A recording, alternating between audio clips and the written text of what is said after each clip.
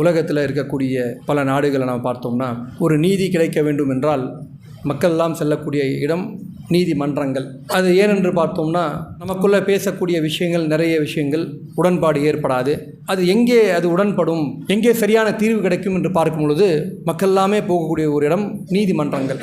ஆனால் இந்த நீதிமன்றங்களும் கூட நமது நாட்டில் இல்லை, உலகத்தில் இருக்கக்கூடிய அனைத்து நாடுகளிலும் இப்படிப்பட்ட ஒரு சூழல் என்று பார்த்தோம்னா அவர்கள் சமுதாயங்களை பார்த்து தீர்ப்பு சொல்லக்கூடிய வழக்கம், அல்லது பணக்காரர்களை பார்த்து தீர்ப்பு சொல்லக்கூடிய வழக்கம், அல்லது மெஜாரிட்டியை பார்த்து தீர்ப்பு சொல்லக்கூடிய வழக்கம். இப்படி நீதி என்பது எங்கேயுமே கிடைக்காத அளவுக்கு இன்றைக்கு ஏதோ ஒரு வகையில் ஒரு நல்ல தீர்ப்பு சொல்லிட்டாங்கன்னா பரபரப்பாக ஓடுது. ஏன்னா மற்ற விஷயங்கள் எல்லாமே பரபரப்பு ஆகாது. ஏன்னா வழக்கமாக இவன் பண்ணுற இதே ஃப்ராடு தனங்கிற மாதிரி கடந்து போயிடுவாங்க.